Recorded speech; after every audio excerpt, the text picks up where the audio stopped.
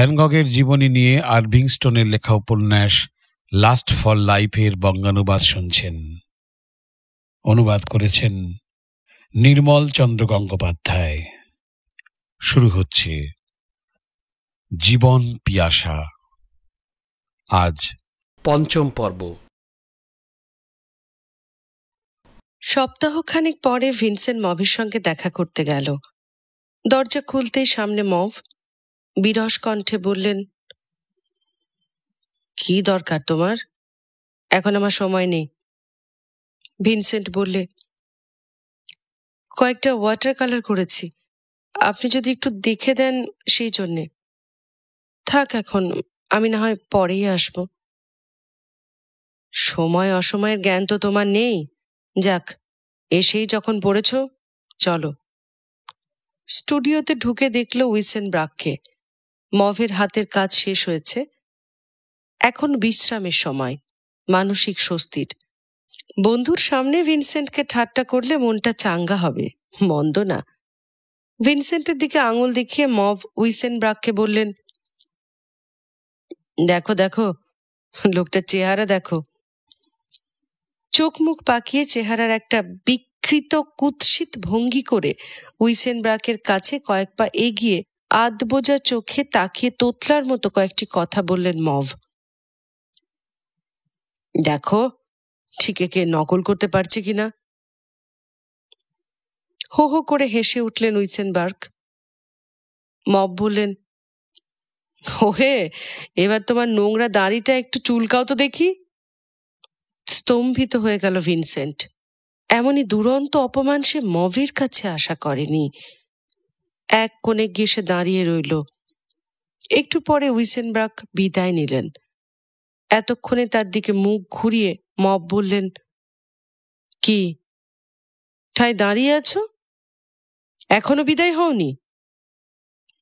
Mauve যেমন মুখভঙ্গি করেছিলেন ঠিক তেমনি ছাপ সত্যিই ভিনসেন্টের মুখে। ব্যাকুল কণ্ঠে সে বললে, কি হয়েছে ভাই মভ? কি করেছি আমি? এমনি এমন নিষ্ঠুর ব্যবহার আপনি কেন করছেন আমার সঙ্গে? ক্লান্ত দেহে মভ নরম একটা সোফায় গা এলিয়ে দিলেন। দিন দিন তুমি যা হচ্ছ তা আমি মোটেই সমর্থন করতে পারছি না ভিনসেন্ট। এতদিনে 1 পয়সা রোজগার করবার তোমার ক্ষমতা হলো না, আর তার বদলে এর কাছে তার কাছে তুমি ভিক্ষে করে বেড়াচ্ছ আর সারা ভ্যান গগ বংশের নাম ডোবাচ্ছ। এক মুহূর্ত চুপ করে থেকে ভিনসেন্ট বললেন, টার্স্টিকের কাছে শুনেছেন তাই না? বুঝলাম। আর আপনি আমাকে শেখাবেন না? না। বেশ, এ নিয়ে আর কথা বাড়িয়ে তাহলে লাভ নেই। অনেক দয়া আপনি আমায় করেছেন, কৃতজ্ঞতা মুখে প্রকাশ করবার নয়। আমার কোনো দুঃখ নেই। আচ্ছা চলি তাহলে মভ ভাই। না, যেও না, দাঁড়াও। অন্যমনস্কভাবে অনেকক্ষণ চুপ করে রইলেন মভ। তারপর বললেন, রাগ করো না ভিনসেন্ট, বড় ক্লান্ত আমি, শরীরটাও ভালো নেই। দাও দেখি কি ছবি তুমি এঁকেছ। কিন্তু এখন থাক না, পরে না হয়। না না, নিয়ে যখন এসেছ দাও দেখি। ক্লান্ত রক্তচক্ষু মেলে ছবিগুলো দেখতে লাগলেন মভ। তারপর বললেন, ভুল, তোমার ড্রয়িং আগা গোড়া ভুল। এতদিন যে কেন আমার চোখে পড়েনি এই আশ্চর্য। কিন্তু আপনি যে একদিন বলেছিলেন। ভুল করেছিলাম আমিও।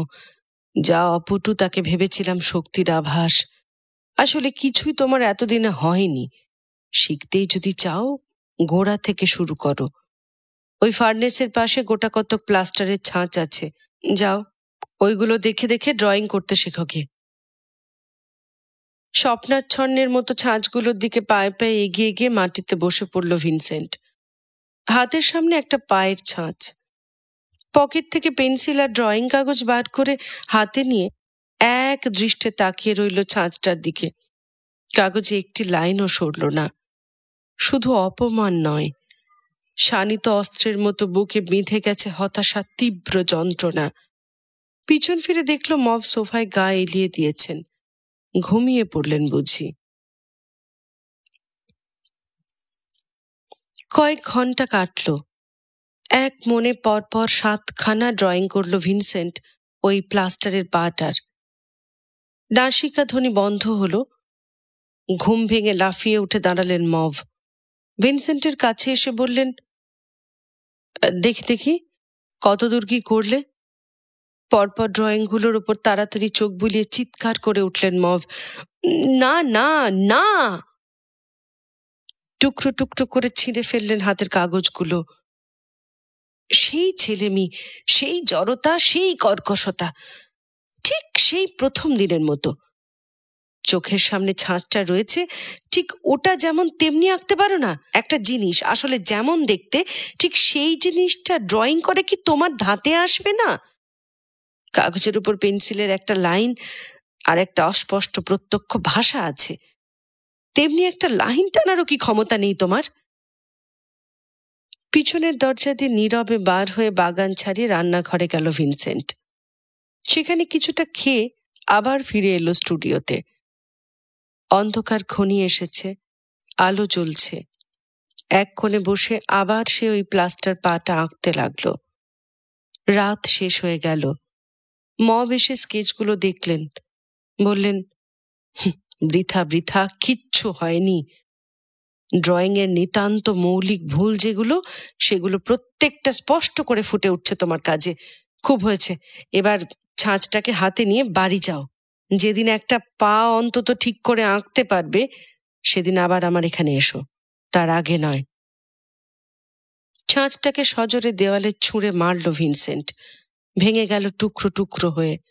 রুদ্ধ গর্জন করে উঠল, ছাঁচ? মরা ছাঁচ দেখে আবার আঁকবো আমি?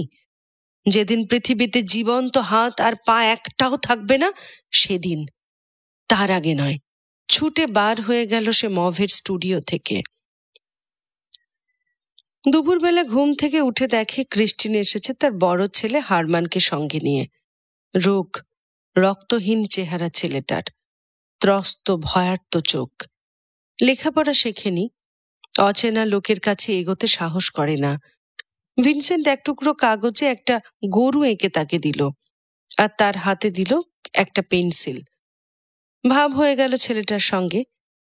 ক্রিস্টিন বার করলো কিছুটা রুটি আর পনির। খেলো সবাই মিলে। হঠাৎ কে আর তার ছেলে জ্যানকে মনে পড়ল ভিনসেন্টের। কি যেন আটকে গেল তার গলার মধ্যে। ক্রিস্টিনের শরীর ভালো নেই, পেটের মধ্যে কেমন একটা অসহ্য যন্ত্রণা। এমন আগে কোনোবার তার হয়নি। বললে, আমি আজ উঠতে পারছি না ভিনসেন্ট, তুমি হারমানকে আঁকো। সারাদিন সে শুয়ে রইল বিছানায়।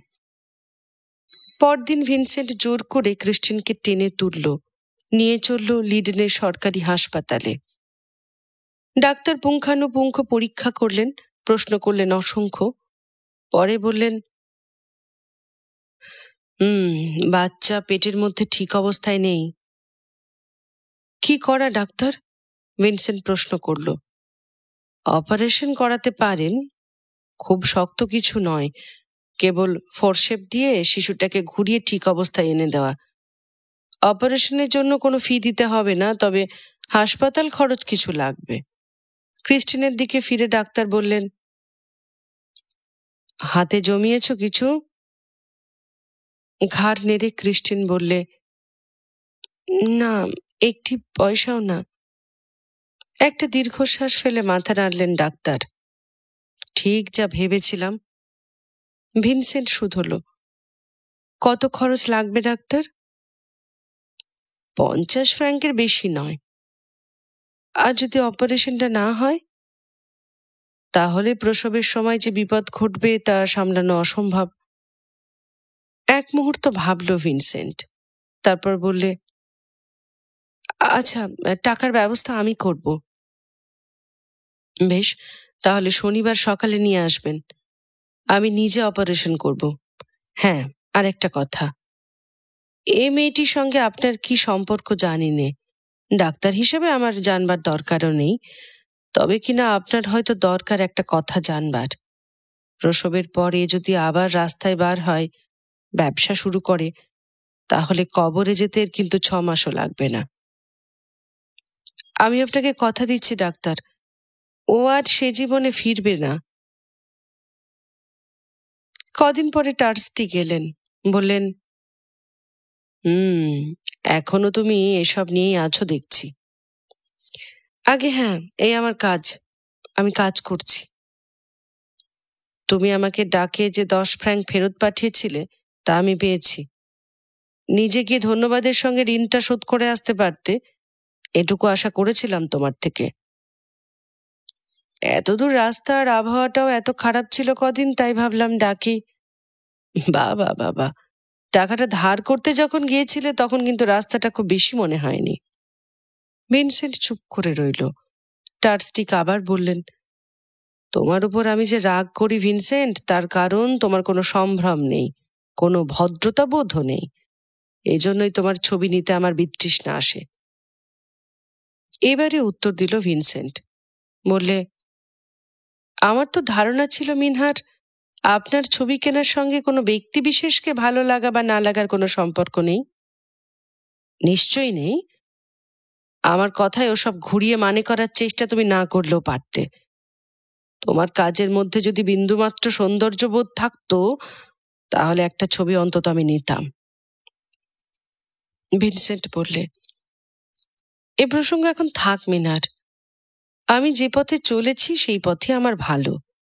বিক্রির জন্য তৃতীয় মানুষের পছন্দসই মাল তৈরি করা আমার দ্বারা হবে না। টার্স্টি কোটের একটা বোতাম খুলে চেয়ার টেনে বসলেন, বললেন, আমার মধ্যে মধ্যে সন্দেহ হয়, তোমার ছবি লোকে কিনুক তা তুমি আসলে মনে প্রাণে চাও না। সত্যিকারের তুমি চাও পরনির্ভরশীল হয়ে থাকতে, তাই না? তা নয় মিনহার, আমার একটা ছবি যদি বিক্রি হয় তাতে আমার চাইতে স্বস্তি কে পাবে? তবে কিনা তার চাইতে আমি অনেক বেশি খুশি হই যখন উইসেনব্রাকের মতো কোনো শিল্পী আমার ড্রয়িং দেখে প্রশংসা করে। টার্স্টিক হাতের ছড়িটা 2 হাঁটুর উপর রেখে চেয়ারে পিঠ এলিয়ে বসলেন। শোনো ভিনসেন্ট, তোমার বাবা মা আমাকে চিঠি লিখেছেন, অনুরোধ করেছেন তোমাকে যেন আমি সাহায্য করি, তাই আমি এখানে এসেছি। তোমার ছবি কিনে তোমাকে কখনোই সাহায্য করতে পারবো না, সে আমার বিবেকে বাঁধবে। তার বদলে কয়েকটা নিতান্ত বাস্তব উপদেশ তোমাকে দিচ্ছি, এও তোমার উপকারে আসবে, কম নয়। এই যে তুমি ছেঁড়া নোংরা কাপড় ধোপড় পরে ঘুরে বেড়াও, এভাবে তুমি নিজের ভবিষ্যৎ আসলে নষ্ট করছো। নতুন জামা কাপড় কিছু কেনো।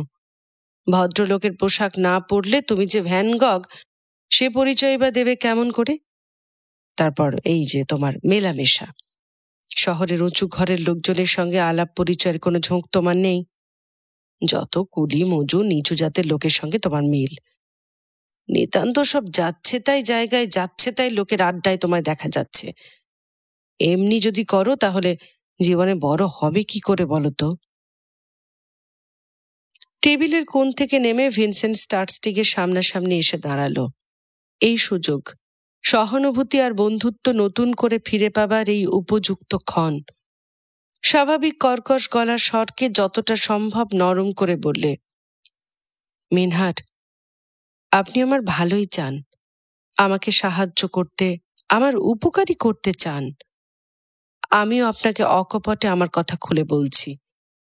আপনি বলছেন আমি ভালো কাপড় চোপড় পরিনে কেন? এর নিতান্ত সোজা আর সত্য জবাব হচ্ছে, পয়সা নেই বলে। সে তো আপনার অজানা নয়। জায়গায় জায়গায় আমি ঘুরে বেড়াই, এ কথাও মিথ্যে নয়। কখনো জাহাজ ঘাটে, কখনো রেল স্টেশনে, পথে, বাজারে, গলি ঘুজিতে, শ্রমিকদের সন্ধ্যাবেলার আড্ডায়।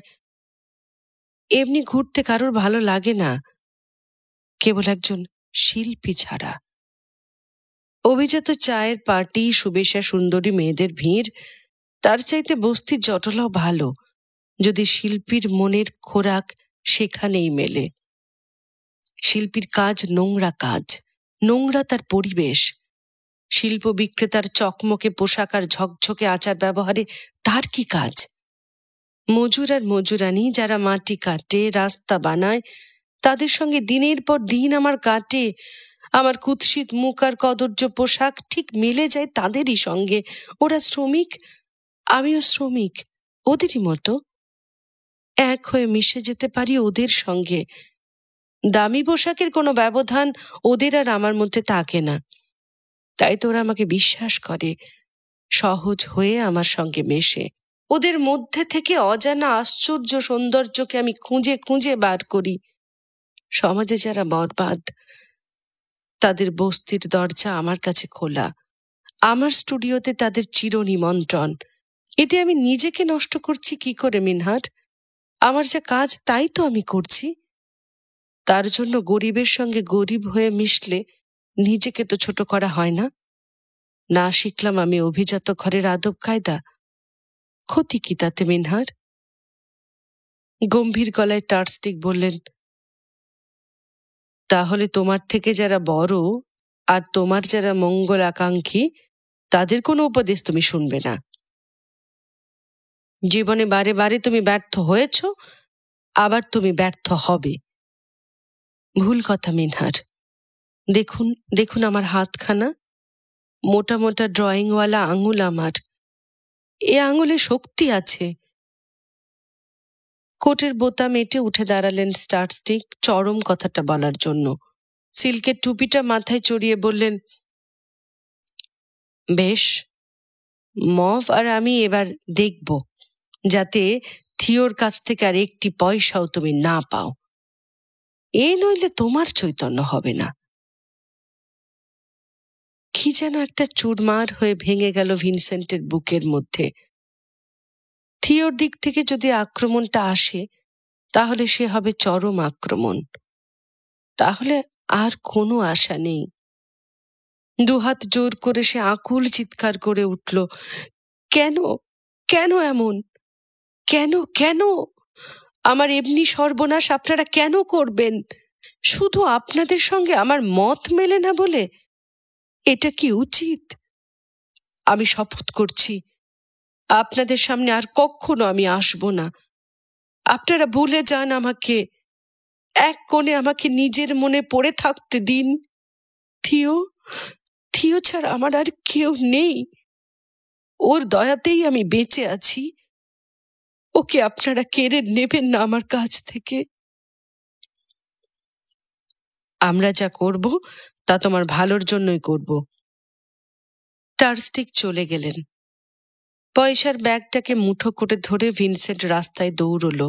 দৌড়তে দৌড়তে একটা দোকানে পৌঁছে সেখান থেকে প্লাস্টারের একটা পা কিনে আবার ছুটল মভের বাড়িতে। জেট দরজা খুলে ভিনসেন্টকে দেখে অবাক হয়ে গেলেন। তুমি এখানে? মভ ভাই নেই। আন্টন বাড়ি নেই। তোমার উপর সে ভয়ঙ্কর চটেছে। বলেছে জীবনে তোমার মুখ দেখবে না। এমনি কাণ্ড কেমন করে ঘটালে ভিনসেন্ট? পায়ের ছাঁচটা সে জেটের হাতে তুলে দিল। বললে, এটা মভকে দেবেন। বলবেন আমি দিয়েছি। আর বলবেন যা হয়েছে সব আমার দোষ। বড় দুঃখিত আমি সেজন্য। ফিরে গেল ভিনসেন্ট। আলো জ্বলা রাস্তা ছাড়িয়ে মাঠের প্রান্তরে তখন ধূসর অন্ধকারের জটলা। ক্রিস্টিনের অপারেশন ভালোই হলো, কিন্তু পেছনে রেখে গেল মস্ত সমস্যা। সমস্যাটা টাকার। ভিনসেন্ট কর্নেলিয়াস কাকাকে 12টা ছবি পাঠিয়ে দিল, কিন্তু দাম তো হাতে হাতে মিলবার নয়। খুশি মতো তিনি পাঠাবেন। লিডেন হাসপাতালের ডাক্তারি ক্রিস্টিনকে প্রসব করালেন। অতএব হাসপাতালের টাকা আটকে রেখে তাকে অখুশি করা অসম্ভব। থিওর পাঠানো মাসোহারা থেকে সে টাকা মিটিয়ে দিল। অসুস্থ ক্রিস্টিনের পুষ্টিকর খাওয়া দরকার, সে খরচও ওই একই পুঁজি থেকে গেল। লিডেন হাসপাতালের ডাক্তারই ক্রিস্টিনকে প্রসব করাবেন। অতএব হাসপাতালের টাকা আটকে রেখে তাকে অখুশি করা অসম্ভব। থিওর পাঠানো মাসোহারা থেকে সে টাকা সে মিটিয়ে দিল। অসুস্থ ক্রিস্টিনের পুষ্টিকর খাওয়া দাওয়া দরকার, সেই খরচ ওই একই পুঁজি থেকে গেল। অতএব ভিনসেন্টের জীবনে আবার পুরনো ঘটনারই পুনরাবৃত্তি। প্রথমে কফি আর কালো রুটি, তারপর শুধু কালো রুটি, তারপর খালি পেটে শুধু জল, সঙ্গে সঙ্গে জ্বর আর ভুল বকা। মাথাটা যখন একটু পরিষ্কার হয়, ভাবে ভাগ্যে সে আগে থাকতে ক্রিস্টিনের হাতে যতটা পারে টাকা তুলে দিয়েছিল, নইলে তার সংসারে তারও বুঝি এমনই অবস্থা হতো। এমনি অবস্থায় কোনো রকমে টলতে টলতে সে একদিন উইনসেনব্রাকের স্টুডিওতে গেল।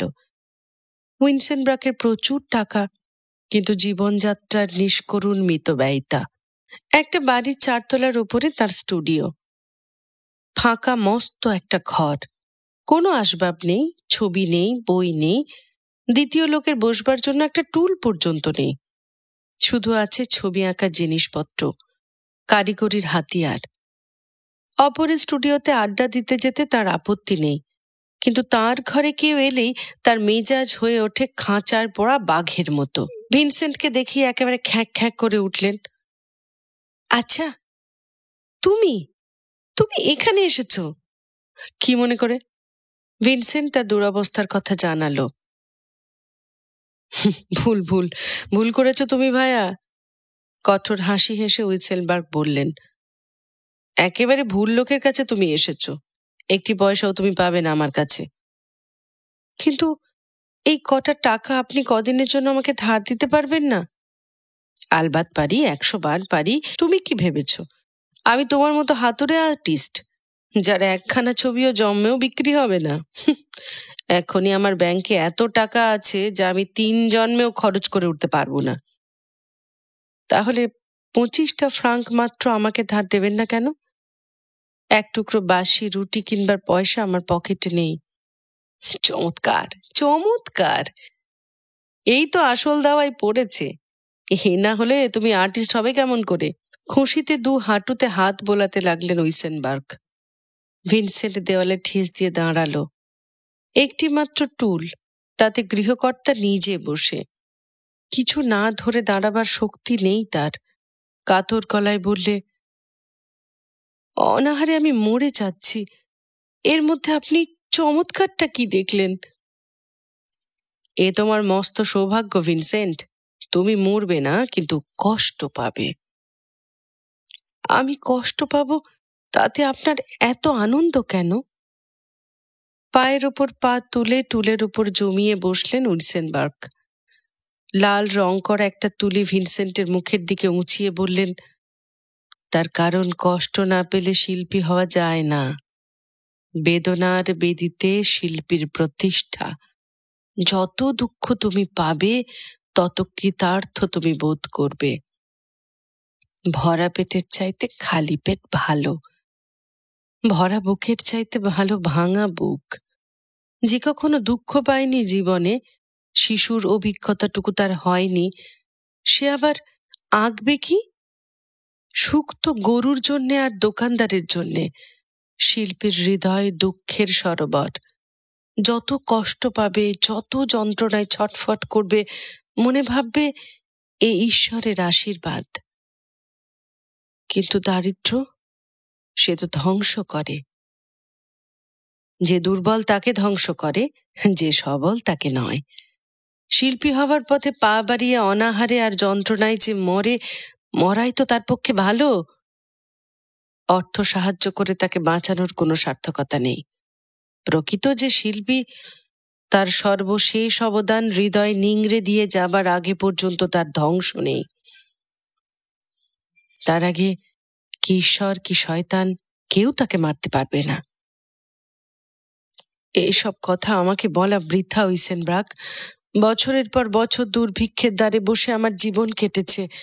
অন্ন নেই, বস্ত্র নেই, আশ্রয় নেই, ক্ষুৎপীড়িত জরাক্রান্ত দেহ, বেদনা ব্যাকুল বিকল মন। এ অভিজ্ঞতা তো আমার নতুন নয়। অভিজ্ঞতার এই তো শুরু ভাইয়া। বেদনা অসীম, এ সমুদ্রের পারাপার নেই। বাড়ি যাও, কাগজ পেন্সিল নিয়ে বসোগে। যত খিদে পাবে তত কাজ ভালো বার হবে। ঠিক বলেছেন। আর টার্স্টিকের হাতে তত তাড়াতাড়ি আমার ছবির পর ছবি বাতিল হবে। প্রাণ খুলে হেসে উঠলেন উইসেনব্রাক। বললেন, সোজা কথা, বাতিল হবে বই কি, না হলে চলবে কেন?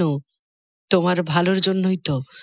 তাতে যন্ত্রণা আরো বাড়বে, পরের ছবিটা আরো ভালো হবে। এমনি করে বেশ কবছর কাটাবার পর শেষ পর্যন্ত একটি ছবি হয়তো আঁকতে পারবে যার স্থান হবে জ্যানস্টিনের ছবির পাশে, কিংবা উইসেনব্রাকের। ভিনসেন্ট বললে, ঠিক বলেছ, কিংবা উইসেনব্রাকের। আর আমি কিনা তোমাকে এখন টাকা ধার দিয়ে তোমার অমরত্বের পথে বাদ সাধবো? খেপেছ?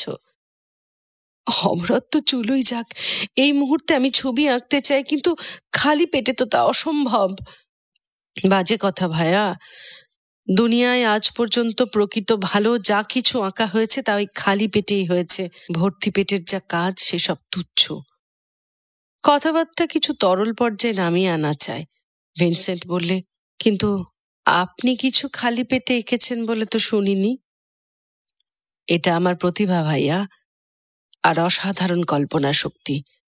আগুনের মধ্যে হাত না দিয়েও দহনের যন্ত্রণাকে অনুভব আমি করতে পারি। বাজে কথা, ঠকানোর আর লোক পাননি?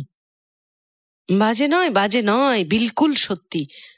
আমি যদি জানতাম যে ডি বকের মতো নিষ্প্রাণ দোকানদারির ছবি আমি কেবল আঁকতে পারি, তবে কবে এসব ছেড়ে দূরে অন্য কোনো রাস্তায় হাঁটা দিতাম। বেদনা স্মৃতিকে বাদ দিয়ে বেদনার সম্পূর্ণ অনুভূতিকে আমি মুঠোর মধ্যে ধরতে পারি। এজন্যই তো আমি এত বড় আর্টিস্ট। হ্যাঁ, আর এত বড় ঠক আপনি। যাক, অনেক তো বক্তৃতা দিলেন উইসেনব্রাক। এবার 25টি ফ্র্যাঙ্ক আমাকে ধার দিন। 25টা সেন্টিমও দেব না। শোনো ভিনসেন্ট, এর মধ্যে কোনো ঠকামি নেই। অকপটেই আমি বলছি, তোমার সম্বন্ধে অনেক উঁচু ধারণা আমার। টাকা ধার দিয়ে আমি তাকে খাটো করতে চাইনি। নিজের ভাগ্যের সঙ্গে নিজে যদি লড়াই করতে পারো, আমি বলছি একদিন তোমার শিল্প কাজ অটুট হয়ে উঠবে। মভের ডাস্টবিনে প্লাস্টারের সেই ভাঙা পাখানা দেখে বিশ্বাস আমার আরো দৃঢ় হয়েছে। যাও, কাজ করোগে। পথে নোংরখানা পাবে, সেখান থেকে বিনে পয়সায় এক বাটি ঝোল চুমুক দিয়ে খেয়ে নিও। কয়েক মুহূর্ত উইসেনব্রাকের দিকে ফ্যাল ফ্যাল করে তাকিয়ে থেকে ভিনসেন্ট যাবার জন্য পিছু ফিরল। দরজায় হাত দিতেই সে ডাক শুনল, যেও না, 1 মিনিট দাঁড়াও। কি হলো? মুখ ফিরিয়ে কঠোর গলায় ভিনসেন্ট বললে, মনটা ভিজল নাকি? প্রতিজ্ঞার পাথরে কি ফাটল ধরল? ভিনসেন্টের কাঁধে হাত রাখলেন উইসেনব্রাক। শোনো ভ্যান গক, আমি পাথর নই, কিন্তু আমার একটা প্রিন্সিপাল আছে। তোমাকে যদি আমি অযোগ্য লোক ভাবতাম, তাহলে হাতে হাতে 5টা ফ্রাঙ্ক ঠেকিয়ে প্রথমেই তোমাকে বিদায় করতাম। কিন্তু তুমি তা নও। সহকর্মী বলে আমি তোমাকে সম্মান করি। টাকা তোমাকে আমি দিলাম না, কিন্তু তার বদলে এমনই জিনিস দিচ্ছি যা সারা পৃথিবীর সব টাকা দিয়েও কোথাও তুমি পাবে না। কেমন, নিতে রাজি? এ জিনিস আমি মব ছাড়া কাউকে কখনো দিতাম না। বেশ, এদিকে এসো। স্কাইলাইটের পর্দা সরিয়ে দাও। ব্যাস, এইবার ঠিক হয়েছে। এই স্টাডিটা ভালো করে দেখো তো। এইবার দেখো কি করে এর থেকে ছবি ফুটিয়ে তুলতে হয়। দেখে নাও ভালো করে, চোখে মনের মধ্যে গেঁথে রাখো। সরো না, আলোটাকে আড়াল করে দাঁড়ালে কাজ হবে কি করে? ঘণ্টাখানেক পরে ভিনসেন্ট পথে বার হলো। মনে তার উচ্ছল পরিপূর্ণ। এই 1 ঘন্টায় সে যা শিখেছে, কোনো আর্ট স্কুলে 1 বছরের তালিমেও তা শিখতে পারত না। লক্ষ্যহীনভাবে সে চলল। অনেকটা দূর যাবার পর হঠাৎ মনে হলো জঠর জোড়া তার বুভুক্ষা, সারা শরীরে জ্বরের তাপ, আর সারা দুনিয়ায় কোথাও একটি পয়সা তার জন্য জমা নেই।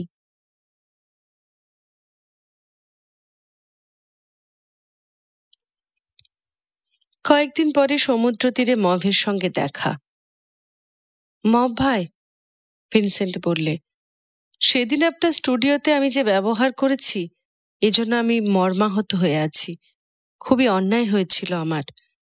তবু আপনি আমাকে ক্ষমা করবেন না? আসবেন না একবার আমার ওখানে?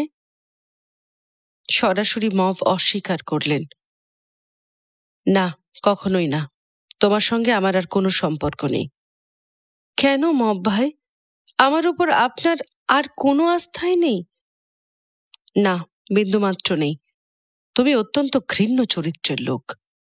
চমকে উঠল ভিনসেন্ট। বললে, কি অন্যায়, কি ঘৃণ্য কাজ আমি করেছি আমাকে বলুন একবার। আমি নিজেকে শুধরোতে চেষ্টা করব। তাতে আমার আর কোনো উৎসাহ নেই। তোমাকে আমি চিনি নে। মব মুখ ফেরালেন। পায়ে পায়ে ভিনসেন্ট সরে গেল তার কাছ থেকে। খবরটা চাপা থাকবার নয়। ক্রিস্টিনের সঙ্গে তার সম্পর্কের কথা ছড়ালো। ডিবকি তার প্রধান ঘোষক। একদিন মিষ্টি মুখে চতুর হাসি সানিয়ে নিয়ে সে ভিনসেন্টের স্টুডিওতে এলো।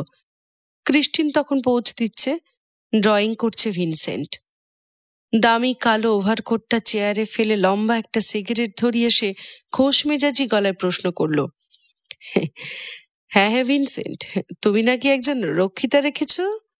টার্স্টিগ, মব, উইসেনব্রাক সবাই এই কথা বলছে। বেদম ক্ষেপে আছে। ক্রিস্টিনের উপস্থিতির জন্য সে বলল ইংরেজিতে। ভিনসেন্ট উত্তর দিল ইংরেজিতেই। ও তাই নাকি? ব্যাপারটা একটু চেপে চেপে রাখলে হয় না ভায়া? তোমার তো বুদ্ধিশুদ্ধি নেই। যাই হোক, জিনিসটি জোটালে কোত্থেকে? কোনো মডেল নাকি? আমি তো মোটামুটি সবাইকে চিনি। কোনটি বলো তো? ভিনসেন্টের চোখ শতপ্রবৃত্ত হয়ে ঘুরে গেল ক্রিস্টিনের দিকে। ডিবকের মুখ থেকে সিগারেটটা পড়ে গেল। লাফিয়ে উঠল সে। ওই নাকি তোমার রক্ষিতা? এই এই মাগিটা? শান্ত গলায় ভিনসেন্ট বললে, কোনো রক্ষিতা আমি রাখিনি ডিবক। তবে কথা যদি উঠে থাকে তা হয়তো এই মেয়েটিকেই নিয়ে উঠেছে। কপালে একবার জামার হাতাটা বুলিয়ে তীক্ষ্ণ চোখে কিছুক্ষণ ডিবক ক্রিস্টিনকে দেখল। তারপর বিস্মিত কণ্ঠে বললে, ওটার সঙ্গে তুমি শোও কি করে বলো তো? কেন কেন এই কথা বললে? আরে ভাইয়া, ও যে বাজারের মেয়ে মানুষ, একেবারে সদর রাস্তার ঝুনো মাল। বুঝেছি টার্স্টিক কি কারণে খেপেছে। আরে মেয়ে মানুষ করবে তো অল্প বয়সী দেখে শুনে ভালো, এমনি শহরের কোনো মডেল রাখলেই তো পারতে। তার কি কোনো অভাব আছে নাকি? আমি তোমাকে আগেই বলেছি ডিবক, মেয়েটি আমার রক্ষিতা নয়। তাহলে কি ও তোমার? ও আমার স্ত্রী। স্ত্রী? তোমার স্ত্রী? হ্যাঁ, আমার বাগদত্তা। ওকে আমি বিয়ে করব। কি সর্বনাশ! সচকিতে হাঁটা বন্ধ হয়ে গেল ডিবকের। ক্রিস্টিনের দিকে একবার ভয় আর বিতৃষ্ণা মিশ্রিত দৃষ্টি হেনে সে ছুটে বার হয়ে গেল ঘর থেকে। যাবার সময় কোটটা হাতে তুলে নিতেও ভুলে গেল। ক্রিস্টিন বললে, তোমরা আমার সম্বন্ধে কি কথা বলছিলে? ভিনসেন্ট পরিপূর্ণ চোখে ক্রিস্টিনকে দেখল কয়েক মুহূর্ত। তারপর বললে, ডিবককে আমি বলছিলাম সিয়েন, তোমাকে আমি বিয়ে করব। বিয়ে করবে আমাকে? সে কি গো? হ্যাঁ সিয়েন, বিয়েই যদি না করব তাহলে এত কাছে ডাকলাম কেন? গার্হস্থ্য জীবনের সুখ দুঃখের অভিজ্ঞতা কেন এড়াবো বলো? জানো ক্রিস্টিন, আরেকটি মেয়েকে আমি ভালোবেসেছিলাম। যখন আমি তার বাড়ি গেলাম, তার বাড়ির সবাই আমাকে দূর দূর করে হাঁকিয়ে দিল। শোনালো সে নাকি আমাকে শুধু ঘৃণাই করে। জ্বলন্ত জীবন্ত আমার প্রেম তাকে ফিরিয়ে দিল। মেরে ফেলল ওরা সবাই। কিন্তু মৃত্যুর পরেও পুনর্জন্ম আছে। তুমি তো আমার সেই পুনর্জন্ম সিয়েন। কিন্তু আমাকে বিয়ে করে কি করবে তুমি? আমার এতগুলো ছেলেপিলে, আর তোমার ভাই যদি রাগ করে টাকা পাঠানো বন্ধ করে দেয়? তুমি মা হতে চলেছ ক্রিস্টিন।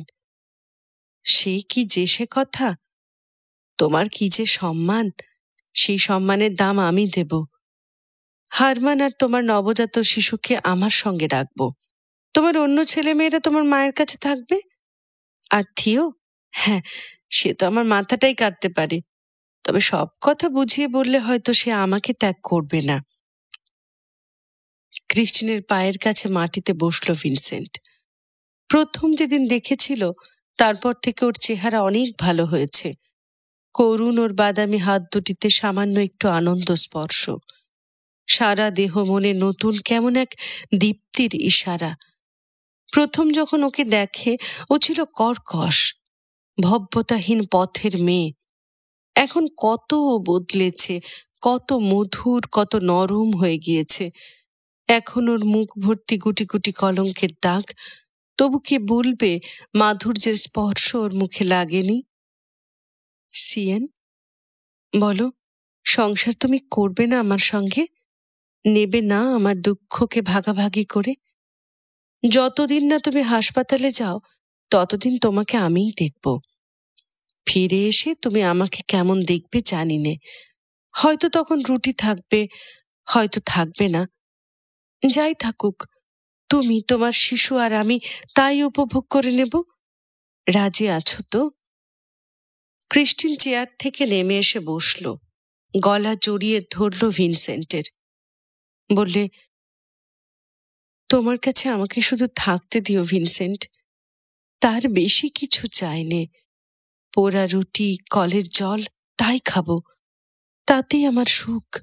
তোমার আগে কোনো লোক আমাকে দেখেনি, হাত রাখেনি আমার পিঠে। বিয়ে আমাকে করো না, দরকার নেই বিয়েতে। যতক্ষণ পোজ করতে বলবে, যত শক্ত কাজ করতে বলবে, সব আমি করব। শুধু তোমার কাছে আমাকে থাকতে দিও, এটুকুতেই হবে। এটুকুই আমার জীবনের মস্ত বড় শান্তি। এত সুখ, এত শান্তি কখনো পাইনি, কখনো পাবো না গো কোথাও। তুমি আমাকে ভালোবাসো না ক্রিস্টিন? হ্যাঁ ভিনসেন্ট, ভালোবাসি। ভালো লাগে, ভালোবাসা পেতে খুব ভালো লাগে জানো। দুনিয়ার যে যতই না খারাপ বলুক একে। ভিনসেন্টের বুকে মাথা রেখে সহজ ভাষায় ক্রিস্টিন বলে, ঝাঁটা মারি তোমার দুনিয়ার মুখে। মাটিতে বসে রইল দুজনে খুব কাছাকাছি। অন্ধকার নেমে এলো, আশ্রয়ের মতো অন্ধকার। উনুনটা জ্বলছে, উত্তাপ আর লালচে আভা আদরের মতো যেন। স্বপ্ন ভাঙল, ডাকপিয়ন দিয়ে গেল আমস্টারডামের একখানা চিঠি। ভিনসেন্ট, তোমার জঘন্য জীবনযাত্রার সংবাদ আমার কানে এসে পৌঁছেছে। বাকি দুখানা ছবির অর্ডার আমি বাতিল করলাম। তোমার ভবিষ্যৎ সম্বন্ধে আর আমার কোনো কৌতূহল এখন থেকে থাকবে না। Cornelius van গক। থিও, থিওই একমাত্র ভরসা। ছবি শেখাতে ছিলেন মভ, তিনি গেছেন। ছবি বিক্রি করছিলেন টার্স্টিক, তিনি মুখ ফিরিয়ে নিয়েছেন। পরিত্যাগ করুক আত্মীয় স্বজন, ঘৃণা ভরে অবহেলা করুক বন্ধুর দল। সাধনা আছে, আর আছে পথ থেকে কুড়িয়ে পাওয়া প্রণয়িনী, ওই ক্রিস্টিন। কিন্তু থিও না থাকলে তো চলবে না। ভাইকে সে চিঠি লিখল সব কথা জানিয়ে, সব দুঃখ বুঝিয়ে, আকুল ভিক্ষা নিবেদন করে।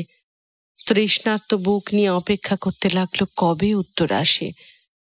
উত্তর এলো বই কি ভাইয়ের কাছ থেকে। পছন্দ করি নে, কিন্তু বাধা দেব না। তোমাকে বিশ্বাস করি, তাই তোমার পিছনে আছি। ভয় নেই, দেখা করব শীঘ্র। 6 মাস পরে লিডেন হাসপাতালে ক্রিস্টিন প্রসব হলো। বাচ্চাটি সুস্থ দেহ, কিন্তু ফরসেপস দিয়ে তাকে পৃথিবীর আলোয় টেনে আনতে হলো। প্রসবের অসহ্য যন্ত্রণা ক্রিস্টিন ভুলে গেল ভিনসেন্টকে দেখে। নিরক্ত বিবর্ণ মুখে হাসি ফুটিয়ে বলল, শীঘ্রই ভালো হয়ে যাব তোমার কাছে। আবার তুমি আমাকে আঁকবে, তাই না? প্রসূতি আর নবজাতকের শয্যার সামনে দাঁড়িয়ে দু চোখ বাষ্পাকুল হয়ে এলো ভিনসেন্টের।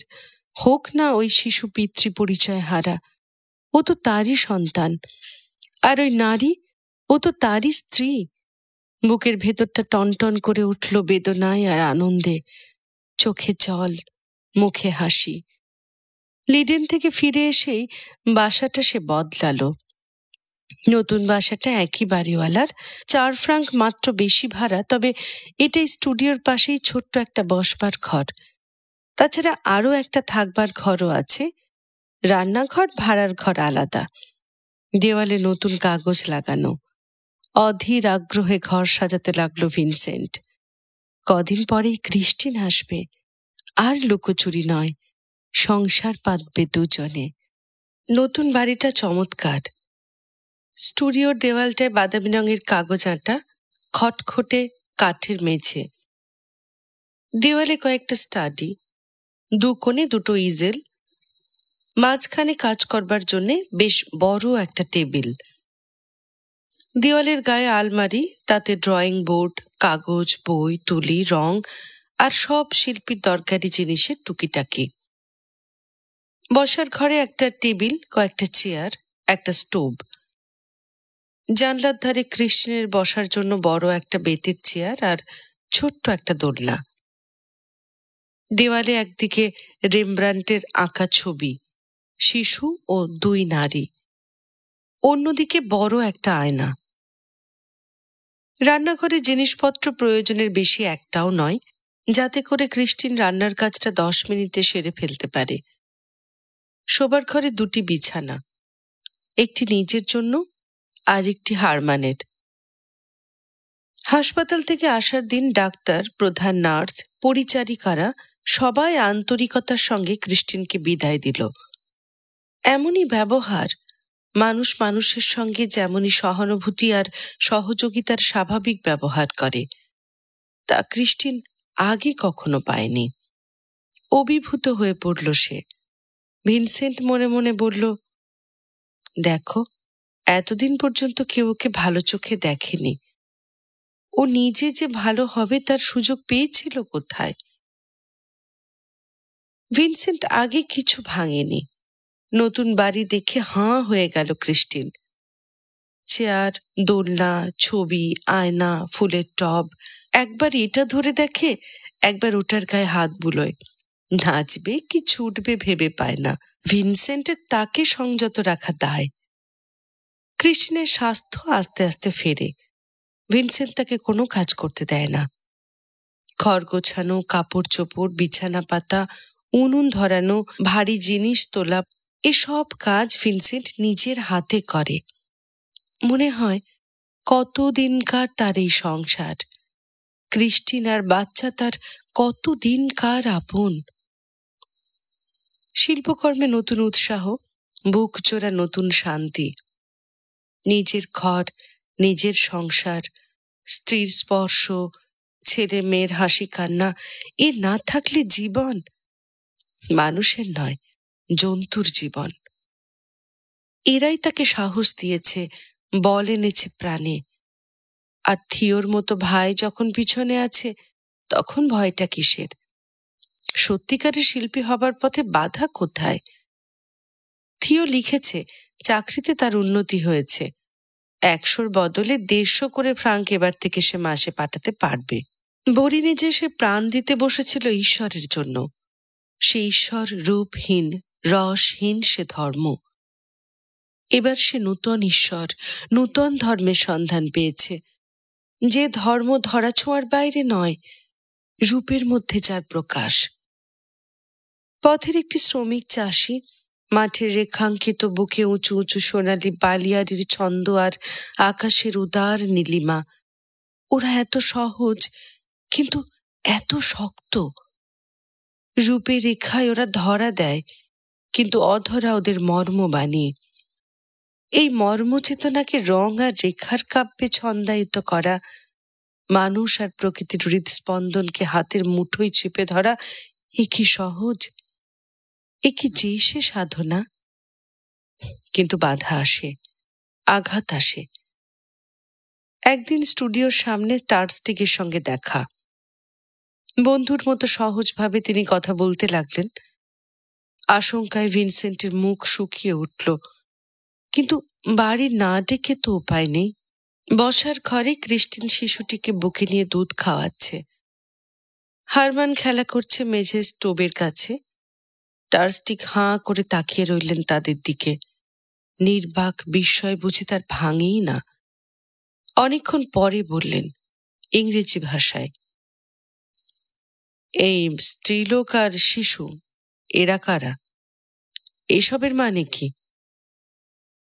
ও ক্রিস্টিন আমার স্ত্রী, বাচ্চাটি আমাদের। মানে তুমি বিয়ে করেছো?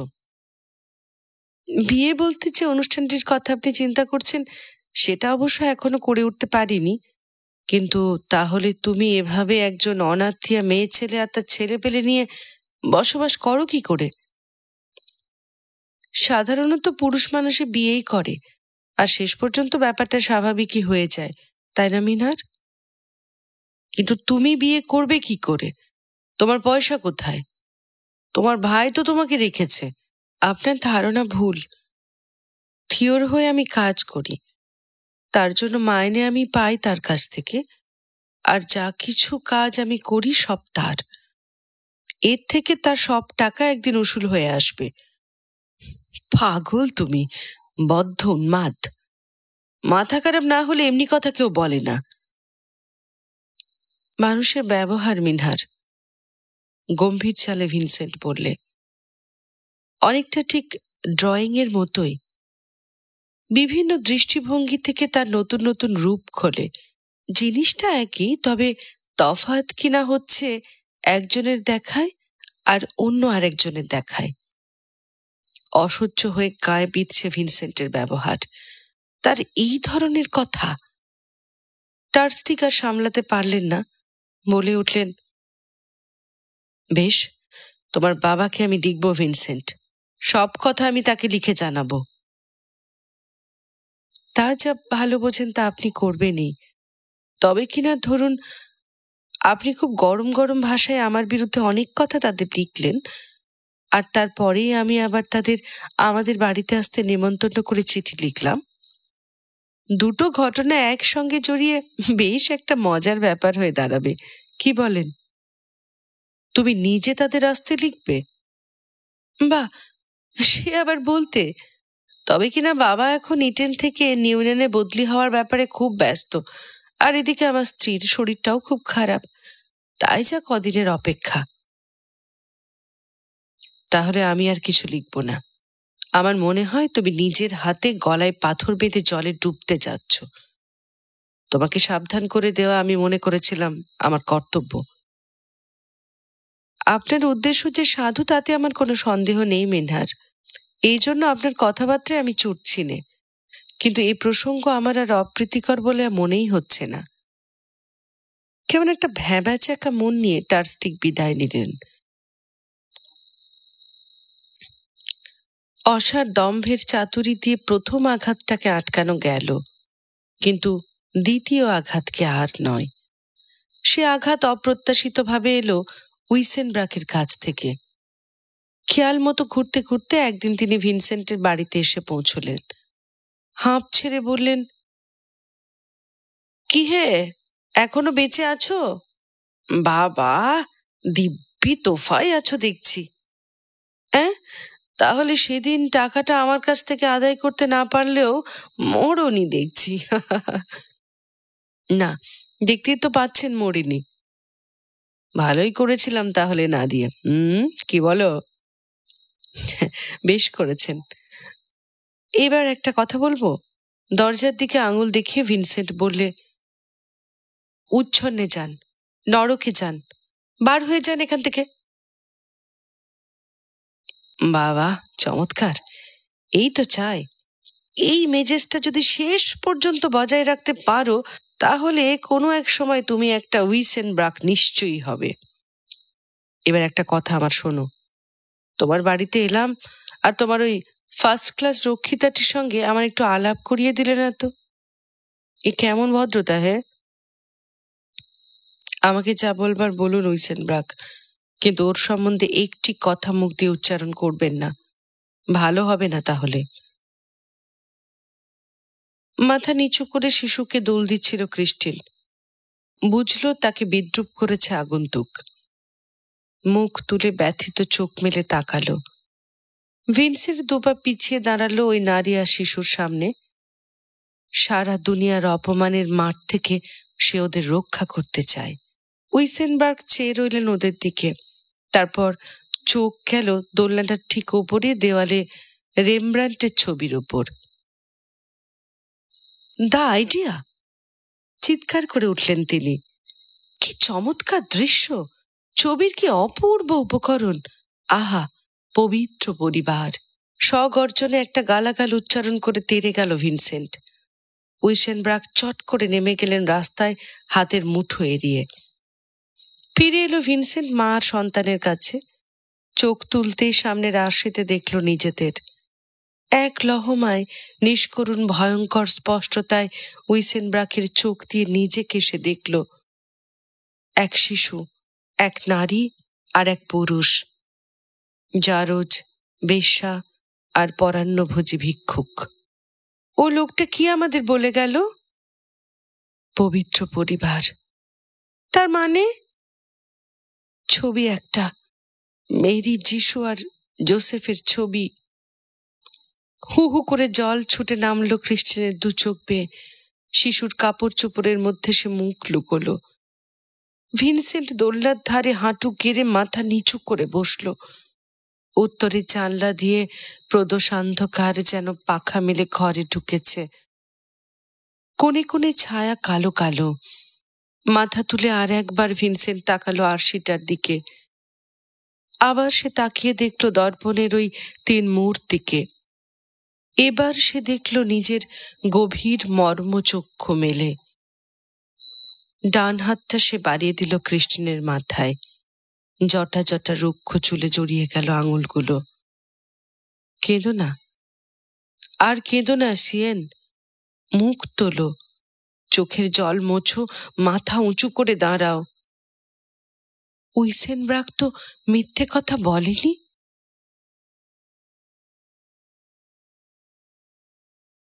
মাত্র 26 বছর বয়স, কিন্তু এরই মধ্যে শিল্প ব্যবসায়ী হিসেবে বেশ নাম করেছে থিও।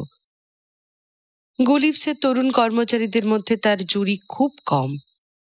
প্যারিস থেকে প্রায়ই এখানে ওখানে তাকে যেতে হয়, কিন্তু গুলিভ কোম্পানি তাদের প্যারিসের ব্যবসাটাকে ভ্যালাডনকে বিক্রি করে দিয়েছে। নতুন মালিকের ব্যবসার নাম লে মেরসিউর্স। থিও তার পুরনো চাকরিতেই বহাল আছে, কিন্তু কাকাদের যুগে ব্যবসার যে নীতি ছিল তার বদল হয়েছে অনেক। ছবির এখন কদর নেই, আছে ছবির দামের কদর। যেসব শিল্পী নামজাদা, শুধু তাদেরই এখন খাতির। নতুন শিল্পীকে আবিষ্কার করা, তাকে উৎসাহ দেওয়া, এ রীতি বরবাদ। মনে, পিসারো, সিসলি, রেনোয়া, ডেগাস, সিজান প্রভৃতি নতুন শিল্পীদের দৃষ্টিভঙ্গি বৈপ্লবিক। তাদের তুলিতে নতুন বাণী, নতুন বলিষ্ঠতা। কিন্তু লে মেসিউর্সের সিংহদ্বার তাদের জন্য খোলা নয়। থিও দিনের পর দিন অনেক অনুরোধ উপরোধ করেছে কর্তাদের। তারা বধির। তাদের ধারণা এসব শিল্পী অশিক্ষিত, উন্মাদ। আর থিওর মতে এরাই আসন্ন যুগের পথপ্রদর্শক। কিন্তু থিও তো কর্মচারী মাত্র, তার স্বাধীনতা কোথায়? হেগ শহরে থিও এলো। সোজা গেল ভিনসেন্টের বাড়ি। ক্রিস্টিন ওপরতলায় শোবার ঘরে, নিচে স্টুডিওতে বসলো 2 ভাই। প্রাথমিক সম্ভাষণের পালা শেষ হবার পর থিও সোজাসুজি বললে, একটা কাজের সুযোগ নিয়ে এখানে এসেছি আমি। জরুরি দরকার, কিন্তু আমার তোমার সঙ্গেই। এই যে মেয়েটির কথা লিখেছ, তার সঙ্গে কোনো রকম পাকাপাকি সম্পর্ক করা কিন্তু এখন তোমার চলবে না। তার আগে মেয়েটি কেমন আমি জানতে চাই। ভিনসেন্টও তেমনি সোজাসুজি উত্তর দিল, জুন্ডিয়ার্সে আমাদের বুড়ি নার্স লিন ও ভারমানকে মনে আছে? আছে। আমার ক্রিস্টিনও ঠিক সেই রকম থিও। নিতান্ত সাধারণ নারী, কিন্তু এই সাধারণই আমার চোখে মহীয়সী। এমনি সাধারণ মেয়েকে যে ভালোবাসে, ভালোবাসায় প্রতিদান পায় সে। জীবনে শত দুঃখের কালোতেও তার খুশির আলো কিন্তু নেভে না।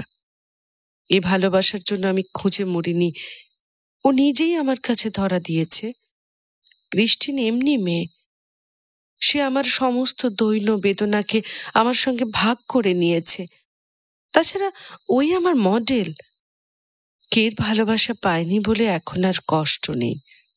মনে হয় কে বিয়ে করিনি, ভালোই হয়েছে। ক্রিস্টিন থাকলে শিল্পী হবার পথে বাধা আসবে না, সুবিধা হবে অনেক।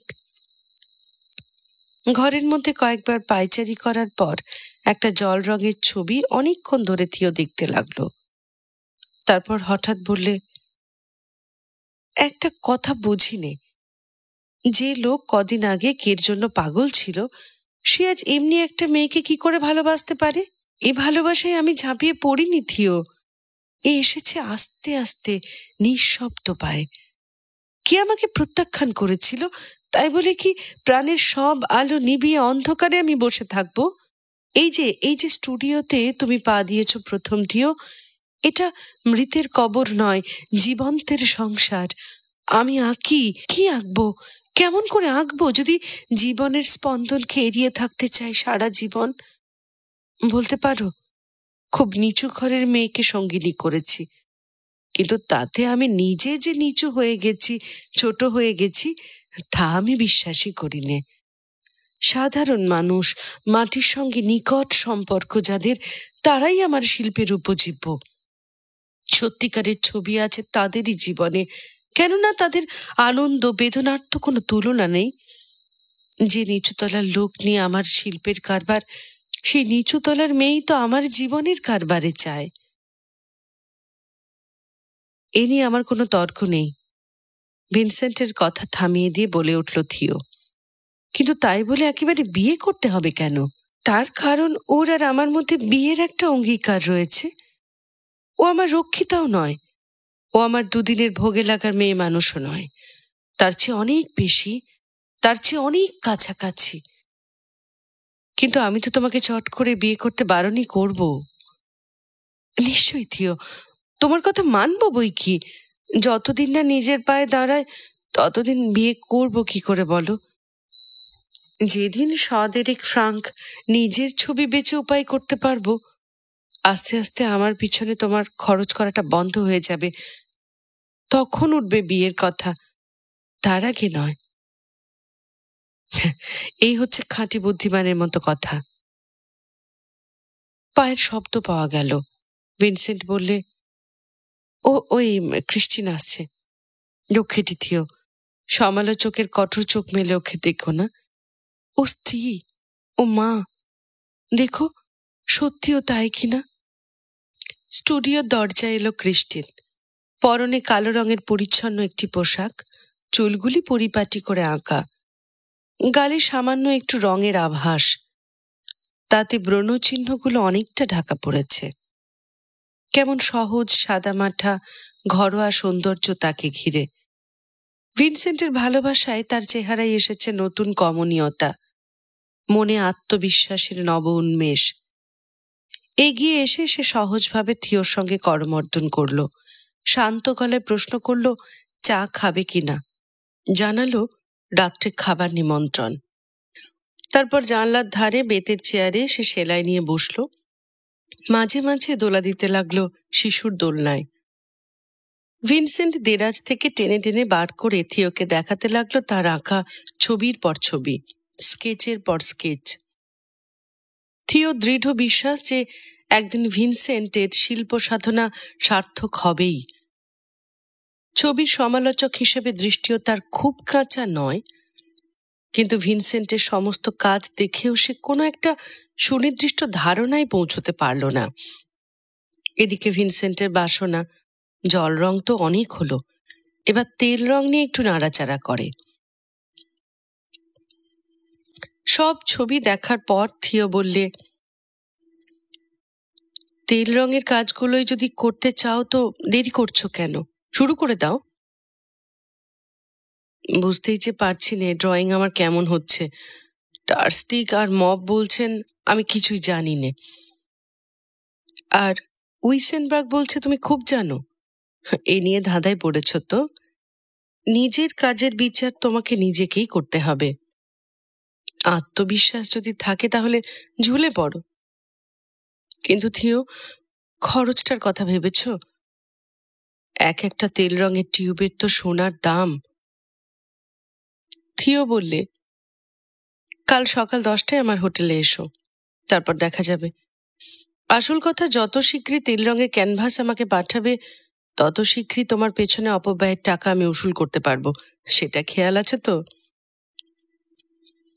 রাত্রে খাবার সময় প্রাণ খুলে আলাপ করলো থিও আর ক্রিস্টিন। যাবার সময় সিঁড়ি দিয়ে নামতে নামতে ভিনসেন্টের দিকে ফিরে থিও বলল, বেশ ভালো, বেশ চমৎকার মেয়ে, আমার তো ধারণাই ছিল না। শেষ হলো লাস্ট ফর লাইফের বঙ্গানুবাদ জীবন পিয়াসার ৫ম পর্ব। পরবর্তী পর্ব নিয়ে ফিরছি খুব শিগগিরই। ততদিন আপনি শুনুন গল্পের ক্যারাভ্যান।